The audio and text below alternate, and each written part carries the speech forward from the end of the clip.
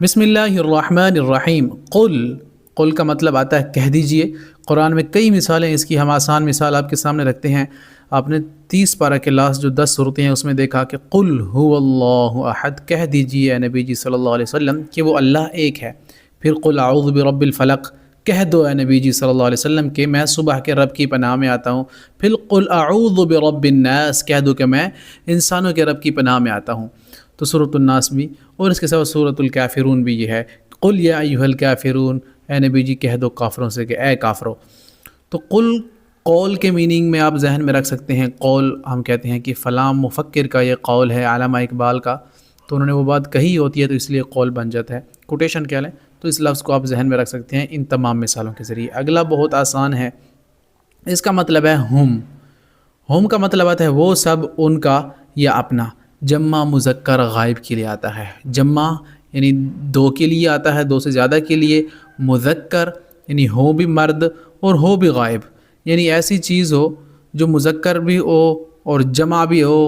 اور غائب بھی ہو۔ کیسے اس کی قرآن میں مثال ہے، وَهُمْ لَا يُفْلِحُونَ، سورۃ البقرہ میں ہے نا، اور وہ کامیاب نہیں ہوتے، وَهُمْ اور وہ سب، لا کا مطلب نہیں آتا ہے نا، یفلحون فلاح پانا کامیابی کو کہتے ہیں، تو وہ کامیاب نہیں ہوتے، وَهُمْ لَا يُفْلِحُونَ، یہ بھی آپ آسانی سے ذہن میں رکھ سکتے ہیں انشاءاللہ۔ دوسری مثال اس کی جو آپ کے لیے اور آسان ہو جائے گی، لَهُمْ عَذَابٌ أَلِيمٌ، تو لہم آتا ہے نا، تو ہا جو ہے میم دونوں مل جائیں گے تو ہم، پھر وہی جو غائب ہے ان کی بات ہو رہی ہے نا، یعنی وہ سب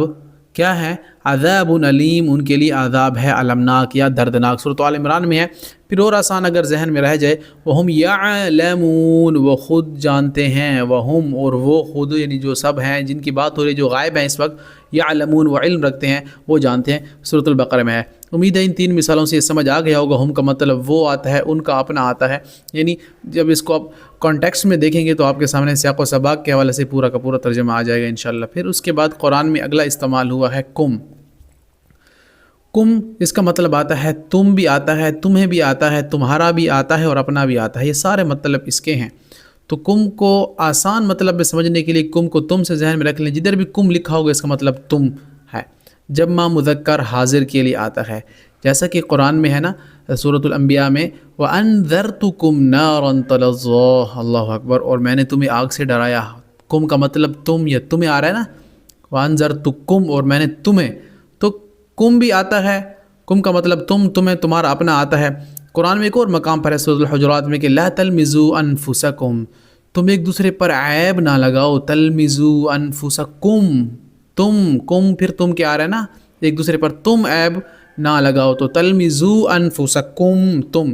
تو تم بھی آ گیا، تمہیں بھی آ گیا۔ یہ بڑا آسان ہے، اس کو آپ ذہن میں رکھ سکتے ہیں انشاءاللہ، اس کی کئی مثالیں ہیں، لیکن وقت کی قلت کی وجہ سے ہم آگے چلیں گے۔ ہن کا مطلب آتا ہے وہ سب، ان کا یا اپنا، یہ اب جمع مؤنث غائب کے لیے آئے گا۔ یہ جو ہم تھا یہ جمع مذکر غائب کے لیے تھا، اور ہن جو ہے یہ جمع مؤنث غائب کے لیے آتا ہے۔ جیسا کہ قرآن میں ہم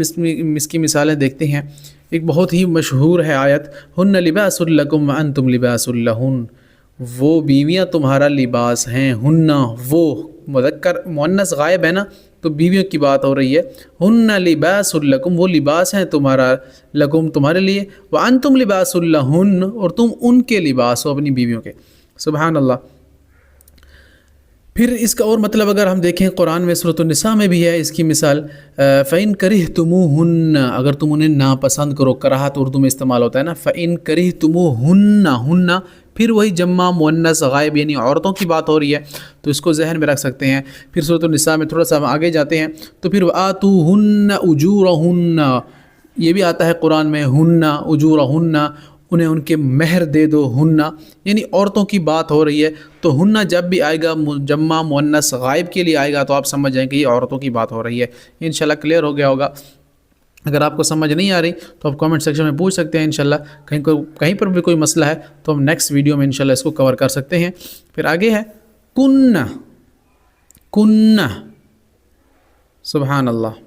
اچھا آگے ہے کن، جمع مؤنث حاضر کے لیے آتا ہے، جیسا بالکل ہم نے ہننا پڑھا تھا نا، سیم اسی کا مطلب کننا ہے۔ قرآن میں ایک مقام پر آیا مجھے جو یاد آ رہا ہے، عسیٰ رب ان طلقکن، اگر تم عورتوں کو وہ طلاق دے دے، یعنی طلقکن،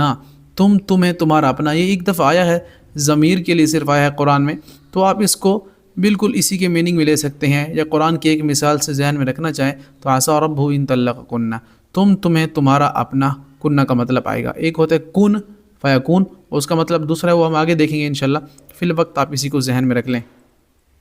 آگے یہ بہت آسان ہے، یہ بھی قرآن میں استعمال ہوا ہے، ثم بہت مرتبہ استعمال ہوا ہے یہ لفظ قرآن میں۔ اس کی مثال آپ دیکھ لیں، سورۃ عبس ہم پڑھ چکے ہیں، جس میں تھا ثم اماتہ فاقبرہ، پھر اس نے موت دے دی اور قبر میں رکھ دیا اسے۔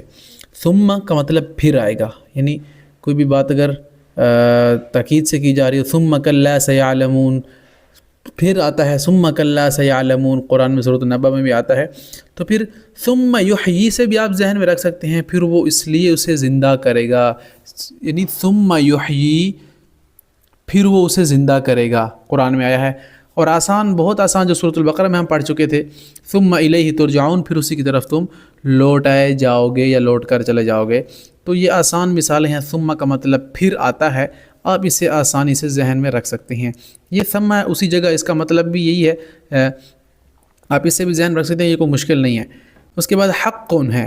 حق سچ کو کہتے ہیں، اردو میں استعمال ہوا ہے، حق بات کہو۔ قرآن میں اگر آپ دیکھ لیں سورۃ بنی اسرائیل میں ہے قل جاء الحق وزهق الباطل، کہہ دیجئے حق آ گیا ہے۔ اللہ اکبر۔ سورۃ الحج میں بھی اس کی مثالیں کئی موجود ہیں، ان اللہ هو الحق المبین، اللہ ہی حق ہے، وَاعْلَمُوا أَنَّ اللَّهَ هُوَ الْحَقُّ، جان لو کہ اللہ ہی حق ہے، سورۃ النور میں بھی ہے یہ۔ تو حق، حقن، حق یا حقن بہت آسان ہے اور قرآن میں استعمال ہوا ہے، اس کی مثالیں اور کئی ہیں، لیکن آسانی کی وجہ سے ہم اسے چھوڑ کر آگے چلتے ہیں۔ آگے قرآن میں آیا ہے ان کو میں ہمیشہ کہتا ہوں آپ اف سے ذہن میں رکھ لیں، اف کا جو مطلب اردو میں ہوتا ہے، عربی میں ان کا مطلب وہی آتا ہے، ان اف،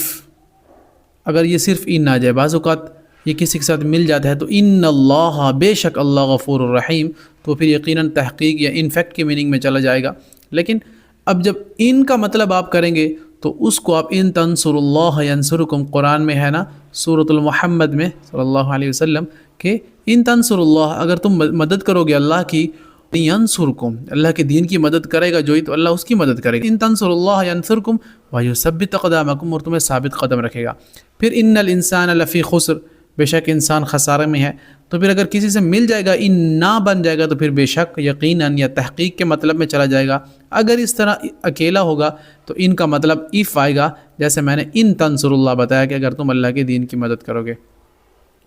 پھر اس کے بعد اور آسان آپ کے لیے یہ والا لفظ من کا مطلب آتا ہے سے یا بعد آتا ہے بعض اوقات، جیسا کہ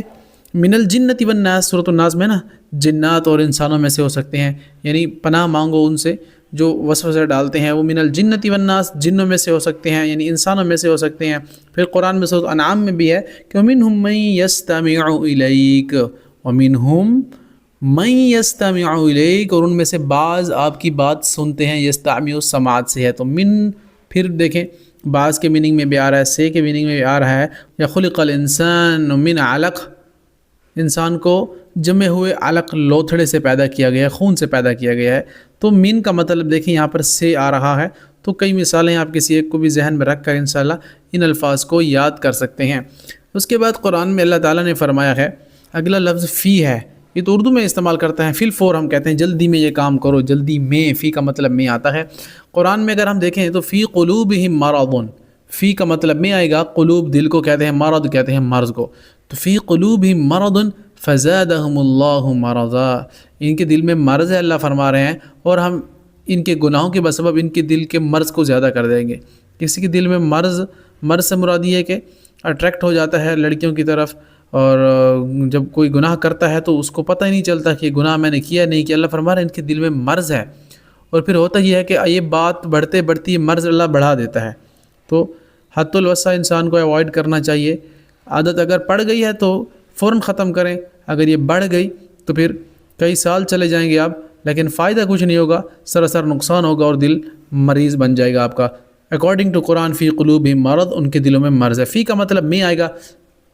پھر فی جنات و عیون، سورۃ الشعراء میں بھی ہم دیکھیں باغات اور چشموں میں، فی کا مطلب میں، تو فی جنات و عیون، باغات اور چشموں میں، بہت آسان ہے، انشاءاللہ آپ اسے ذہن میں رکھ سکتے ہیں کسی بھی ان تین میں سے ایک الفاظ کے ساتھ ملا کر۔ بر بر بڑا آسان ہے، بر کہتے ہیں نیکی کو. لیس البر ان تولوا وجوہکم قبل المشرق، نیکی یہ نہیں ہے کہ تم اپنے چہرے پھیر لو مشرق اور مغرب کی طرف. یہود و نصارہ لڑا کرتے تھے نا کہ ہاں ہم کیا کریں، اب مشرق کی طرف منہ پھیریں یا مغرب کی طرف کریں یا جیسے کریں، بس ہم وہ اپنے قبلہ اول کو مقدس سمجھتے تھے، اور جو رسول اللہ ان کے پاس آئے تھے وہ ان کی بات کو نہیں لیتے تھے. تو اللہ نے فرمایا کہ تم رسول اللہ کی بات کو مانو، جن کو حکم ہو گیا ہے کعبہ قبلہ چینج کرنے کا، وہ خانہ کعبہ بیت اللہ اب کعبہ ہے، تو لہٰذا تم اس کی پیروی کرو. تو کہتے تھے کہ نہیں ہم بس اسی کی پیروی کریں گے، ہمارے لیے یہی سب کچھ دین ہے. اللہ نے فرمایا کہ لیس البر ان تولوا وجوہکم، یہ کوئی نیکی نہیں ہے کہ تم بس چہرے پھیر لو بیت المقدس کی طرف، بلکہ تم پیروی بھی کرو نا اس کی جو تمہارے پاس محمد الرسول اللہ آئے ہیں. تو یہ بر نیکی کو کہیں گے، آپ اسے ذہن میں رکھ سکتے ہیں.